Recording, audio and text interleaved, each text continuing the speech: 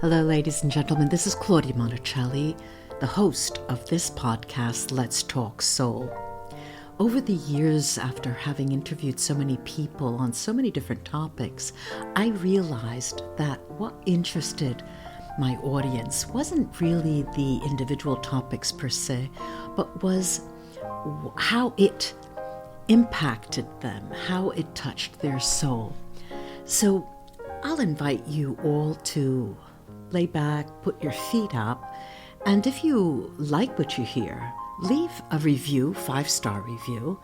I'd appreciate that. So just enjoy your listening. Hello, ladies and gentlemen. It's Claudia Monticelli back. I'm back with another guest. And today we're going to talk about another part of the soul, that meat suit that comes around the soul. I have with me Nathan Riley. Nathan, say hello to our audience. Hello, audience. It's great to be here with you, Claudia. It's a pleasure to have you. Nathan today is speaking to us from Mexico. He's usually from Kentucky. Have I got that right? Usually. Yeah, usually. And Nathan is a physician. He's an OB-GYN, correct? Yeah, I've got two board specialties. The first is OB-GYN, which is, of course, maternity care, women's health. The other one is end-of-life care, hospice, and palliative care. So, Okay. Now, why? I'll just ask you questions as we go. Why these two opposite ends of the spectrum? How did you get into that? yeah, over so many years of school, you're eventually asked, what do you want to do for for the rest of your life? And Sure. for doctors in the States, that's about 14 years of school. And Right. I was rewarded every step of the way with for having answered multiple choice questions appropriately, and Yes. doing well on exams and writing great Mhm. essays and all of that. And when you get to medicine, it kind of, the light begins to dim a little bit, because you're sort of expected to have the answers to everything around a person's health without Yeah. even being able to appreciate their whole story. Yeah. Furthermore, what about those immeasurable parts of the human experience? How much do you Mhm. love your kids? I Mhm. love my kids a lot. Well, if you can't measure that, it's not important in the Right. purview of medicine. No, my So, question was different, I think, from maybe I didn't ask it properly. You talked about two specializations, and I understood that one began with the birth and one uh-huh. considered the end of life process. Oh, I'm getting there. That's This is okay. It's a long and winding road. Go, you got the Yeah. floor. So, I mean, well, there's more to it than just there's not a multiple choice question. You Right. didn't ask me a Sure. multiple choice question. You asked me for a short response to a beautifully written essay question. Yeah. And so, anyways, I'll make it short for you. Hmm. There's no answer to how to have a baby. There's no correct answer on the test to how to die. These are the two Right. areas Sure. in life that are That medicine. virtually impossible to Right. contrive. There's not a right way to do it. There was never a right answer on the test. So for Mhm. me, that was like, wow, the ultimate cosmic conjecture is to how do babies come into the world? Where do we come from, and where do we go after we Right. die? And in working in both of those specialties, you actually realize that they're not different at all. These are actually two sides of the same coin, Yes, birth and that's death, what I meant. both rites of Mhm. passages. The soul is intact, coming Mhm. in one and out in the Mhm. other. I don't know which comes first or which comes later, but Right. that's how I ended up. Just my curiosity led me down this path. Mm-hmm. Mm-hmm. All right. Before I continue, let me tell you a little bit more about him. But he has a website for his practice, which is www.belovedholistics.com. And his practice, and you correct me, Nathan, he works with men and women, especially men who will be future fathers. Is this correct? You work Yeah. basically with women, but then the couple during the pre-birth period. Yeah. So There's a couple facets to the answer there. Again, Mm-hmm. of course, getting pregnant and having a baby is a monumental thing for a couple to go through. Yeah. And a lot of couples nowadays, as we're seeing fertility rates declining, they're coming to doctors like me in order to help optimize their health to get pregnant in the first place. But more importantly, if you ended up going the IVF route, where you're getting a sperm and an egg are meeting outside in a Mm-hmm. petri dish and then being implanted, it doesn't really hearken to whatever the upstream cause of the fertility challenges were, from the Mm-hmm. start. And it Yes. really, again, it's just about the measurable things. Just get a baby in there, grow a baby, and that's it. Well, what about the whole experience of getting pregnant, about the divine connection, sacred polarities, conscious conception? That's all sort of in my practice. But also, furthermore, when you become a parent, it's a lot of work. You're not sleeping as much. You need to get your No, health dialed in. gee. Work with, yeah.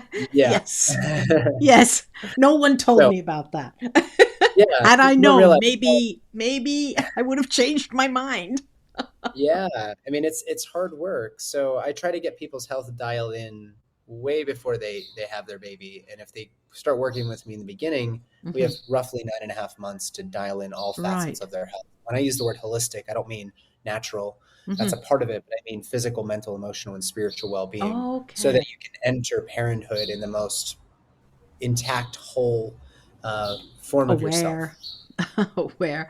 As I listen to you speak, I hear these birds in the background. Yeah, if it's not too distracting, it's just No, beautiful. no, tweet, tweet. And I thought it was me. And I started looking around. Windows closed. No, it's Your you. stomach's grumbling. Yeah, you're hungry. Yeah, those Sicilian birds. And when he discusses his when he writes about his program, he calls it the PRP fertility program. And that, for a second I said, Planned Parenthood is PP. Then, so what is this PRP? What does that stand for? Sure. Yeah. Well, thank you for asking. The uh, PRP stands for patience, reverence, and presence, and I think Okay, those are the three magic patience, ingredients: reverence, reverence and and presence. Presence. presence. Mm-hmm. Yeah. And I think those are the three of the magical ingredients that are really lacking in the space around fertility. You're not entitled to have a baby if you're gifted with a conceived embryo. That is truly a gift. Like, this Mm-hmm. is something that we're not entitled to any more than we're entitled to, I don't know, have a healthy lawn, right? If you don't Mm-hmm. if you don't have healthy soil, you're not going to grow healthy flowers. Mm-hmm. So these three little facets are actually, I think, the crux of what I do in all of my work, which is to help people remember that you're not entitled to anything. There is a lot of hard work, and there's a lot that's out of your control. So let's have a little Yeah. bit of patience. Let's have a little bit of reverence for this incredible process, Mm-hmm. and let's be a little more present with who we are and the people that we connect with. So this is the awareness part of what actually is happening, or what is about to happen, or what is. Um, you have a child, is that correct? I read it We have somewhere. two little girls. Yeah, Ah, we have a 3.5 and a 1.5 year old. oh, okay. So they're very young. The oldest is 3.5. The oldest is 3.5. Yeah, and she's just about to turn 3.5. The other is 18 months. Oh, that thrills.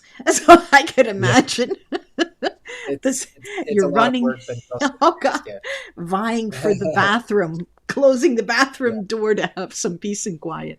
yeah, Now, you have the born free method. Now, yeah. uh, what is that? Because you write that the born free method is for couples who are pregnant and want an autonomous birth. So, these are new concepts for me. So, who are pregnant, I understand. When you talk about wanting an autonomous birth, what, including home birth, what does that mean, this Sure. autonomous birth? I think it really matters how we show up in the world and how we make decisions, and we own those decisions. Hmm. And then the corollary to that is you have to also be willing to own the outcomes of your decisions. And as a Right. parent, many of us have Responsible. never really been fully vested with autonomy and decision making until we're parents. Because no Right. matter what happens to Right. you during the Yeah. birth, or your kiddo during the birth, or in their early life, there's nobody there that's going to swoop in and say, "Don't worry, we'll take care of that baby for you." it's ultimately going to fall onto you. Mhm. So the opportunity presented in pregnancy is to start to tell the story of what birth means, why it matters to you. And if you don't Yeah. tell it, the medical system, the medical industrial complex is going to tell it for you. So this is an exercise. The Born Free Method is a course. It's an online course open to anybody across the world, birth workers, pregnant people alike, in order to start to practice and honor true autonomy. Is And this that's through the lens of radical responsibility. is this found on your website, belovedholistics.com? It's a separate website. It's bornfreemethod.com. Eventually, the two Okay. websites will be combined, but this is a separate bornfreemethod.com. project, Mm-hmm. actually in collaboration with Sarah Rosser, who's one of the midwives on the farm, Ina May's legacy in Summertown, Tennessee. Mm-hmm. Mm-hmm. Interesting. And when you also have a podcast, the Holistic OB-GYN. How long ago did you start your podcast? I started, actually, this is the second podcast I've had. Uh-huh. The first was called the OB-GYN Wino, where Uh-huh. being in Italy, you'll appreciate this. Yeah. Every episode was paired with a bottle of wine, and I was Nice. reviewing the practice guidelines Mm-hmm. every week. I would do another one from the American College of Obstetricians Gynecologists. But then I realized there was a lot of midwives and birth workers listening, and the conversation needed to be broadened and deepened. Mm. Yeah. So that gave way to the Holistic OB-GYN podcast about maybe 2 years ago, a Yeah. year and a half ago, something like that. And we Mm-hmm. have conversations that are as broad and deep as the ocean. It's not just, let's talk about cervical health. It's Yeah, actually sure. what is the cervix and the womb and the center of your life force energy. And this, corresponds to the second chakra. And the cervix is connected to the Mm-hmm. brain by the Yeah. vagus nerve. I mean, like we get Mm-hmm. far more Yeah. in depth beyond the Yeah. basic medical model for women's health. Nathan, let me change the pace of this talk. Sure. Um, so we have the basics. I get it. I get what you do, and I get where you came from. I don't know exactly how you got there. It's your philosophy, your mentality, your eyes, your intelligence. But now that you're there, can you give us an idea of? I'll give you an example. Okay, I had a policeman, a detective, a detective, a former detective of New York City, and so I was very curious about God, the worst thing that happened to him, or the worst, and in this case, I would really like to know the most interesting case that has come to you. Now, all of them are unique, granted, I get that, but interesting because it posed a different um, some different aspect you had not prepared for or thought about. The most interesting, and then I'll be quiet, and then I'll ask you the other question after. Sure. Well, you asked me about these two specialties I have, and Mm-hmm. occasionally those intersect in very challenging ways. Ooh. Specifically, if a mom or a baby dies. Oh, So, spoiler, yes. this is a heavy one. Yeah. I'll make it short, but I was a No, senior take your resident. time. This is a story that up until recently still made me choke up while I was I can imagine. telling it. It's a very You sad were one. a resident, senior resident where? I was at Kaiser in Los Angeles. Okay. It's a very Mm-hmm. good training program. We got a Yeah. lot of experience there. Mm-hmm. And as much as I like to beat up on the medical system, Yeah. and as much as I like to, I don't know, Well, every now and reflect. then you have a nice experience. You can't, you can't criticize because it's done well. It does happen. Yeah, I I get that. mean, in general, it was very hard to be an OB-GYN resident at all. Mm-hmm. And in this case, it wasn't like a good or a bad experience. It was just me reflecting back and saying, I'm grateful that I was a part of this Yeah. family's life. But Yeah. they came in preterm labor. I was the senior resident, meaning I was a Mm. fourth year resident. When And you say preterm labor, what exactly is that? so they were contracting and their waters had Okay. opened before Mm-hmm. 37 weeks. In this case, I think Okay. it was around 32 weeks. Oh. And the husband and wife were there together. She was uncomfortable, but we admitted her to the hospital, and they had a Yeah. couple kids with them. This is going to be their third baby. Mm-hmm. And as with most women who go into labor that early, she ended up having her baby despite there's nothing you can really do to stop that. You Yeah. can give antibiotics and things to try to squelch if there's an Hmm. infection or whatever. But Yeah. it didn't work. She had her baby, and she had a lot of bleeding afterwards. So I was attending to her, and I didn't hear the baby crying. And the baby was with the respiratory team, the pediatrics team, because the baby was so young, was so Oh. preterm, and I didn't hear any crying. It was like, what the heck? Like, why are we not hearing crying? This kiddo was doing just fine. And they eventually had to rush the baby to the operating room. And Mm. this mom and dad were like, well, let's get you guys over there. By Um. the time I got over there, they had called up all the pediatric surgeons and everything. This baby didn't have a trachea, which Oh is the dear. breathing tube from the air from the mouth and Oh the dear. nose Hmm. connects to the lungs. Yeah. No breathing tube. So it's like 5 centimeters of cartilage that we don't have a I way of don't replacing. have. Yeah. And so they had artificially created an airway, and they were using a bag to ventilate the Yeah. baby, and the baby was alive, but there's Mm. nothing we can do to keep this baby alive. Oh dear. And so we're basically the mom decides, well, then we're going to have to let our little girl die. Yeah. And so she's holding this little girl, and this little girl's taking her last couple of breaths, and Yeah. everybody in the room is busy doing something. There's all this noise. Kind of sounds like here in Mexico when motorcycles are going up and down the street, You birds are hear chirping, and everything. Yeah. you hear everything.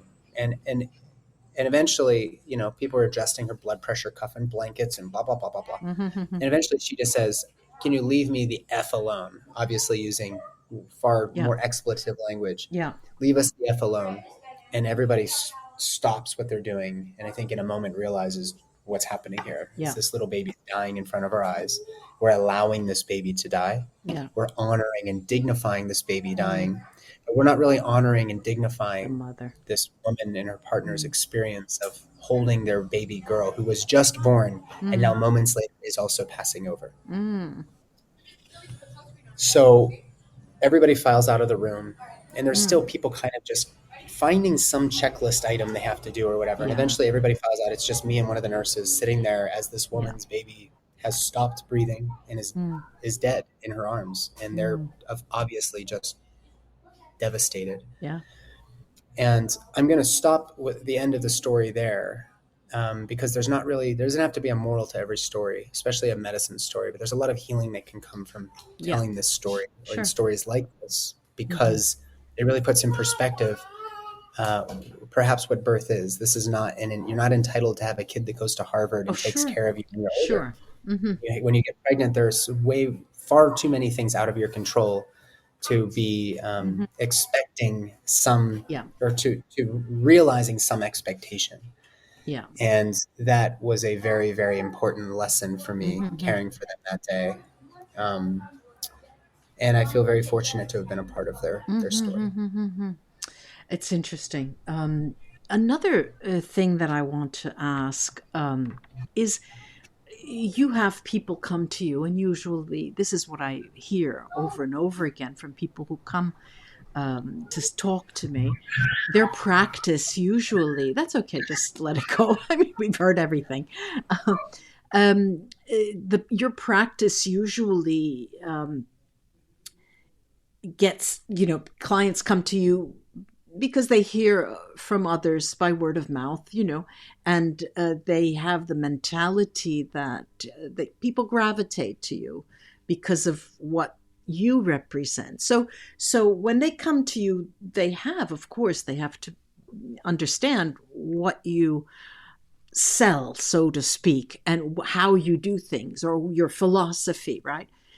But a lot of times, no matter what, no matter how much information, no matter how far you think that people may be ready for certain things, ultimately they're not. At a certain point, they switch off and they just can't go any further, or they decide, no, this is not for me. Has that happened to you? And I'm talking about other practices, and I was wondering if this happened or has happened to you. So you mean people come into the practice and then they Yes. kind of get cold feet and they want to kind of pull back? Yes. For some reason, Yeah. they say, this is not for me. And why would they do that?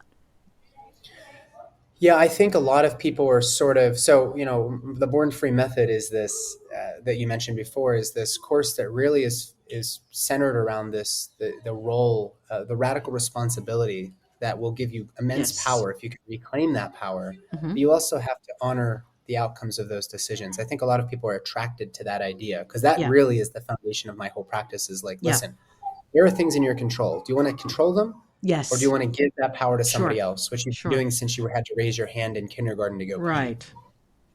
If you want to be a grown up, a big boy, a big girl, whatever, however you want to frame it, Mm-hmm. then let's get to work. And a lot of people are attracted to that until they realize I'm pregnant, I'm about to have a baby, and now I find myself afraid.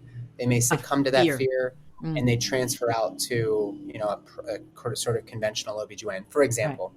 But there also could just be like they're confronted through breath work or through Yeah.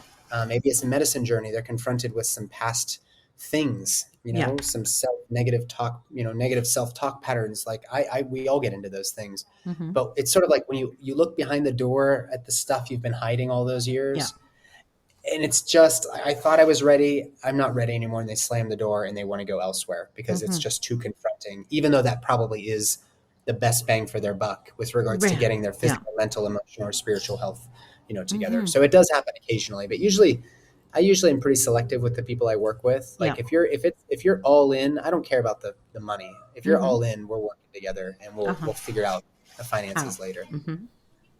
Interesting. Now, with all of this, I mean, there is time for you to write black on white. Have you written anything about this experience, about the work that you're doing, apart from the podcast? Yeah. Well, interestingly, I'm putting together a number of other courses, and the work that Yeah. I'm doing in putting together these courses, like clearing HPV, managing cervical dysplasia, that type of stuff naturally, Mm-hmm. male factor infertility. These are some of the little vestiges that haven't been fully explored in Yeah. conventional medicine. Yeah. As all of this research is coming together, I am going to be putting it together in a book probably called Lies My OB-GYN Told Me. Okay. Now, this is the interesting part. I come from the academic world, and I know what publishing means, and I know that my academic speak is not, my narrative nonfiction talk. And in this case, what would that lies that my what kind of tone would it be? Would it be nonfiction, professional nonfiction? Would it be, a storytelling type how what kind would you like it to be? Because we're all here waiting to read it, but we're Yeah, not, we haven't that's a gone through great this. question. Well, that is the question. That is the That, question. you Yeah. know, So perhaps the privilege or benefit of hmm having a podcast and yes, having some pretty extensive social circles and yeah, trying out language and yes, and actually really hearing other people's stories in order sure, to really figure out what is it that people really are feeling. Like yeah, what is the experience of a woman giving yes, birth, whatever. yes. Now you're on to something. I'm a Yeah. social linguist, so that's language and context. That's Yeah. that is your in.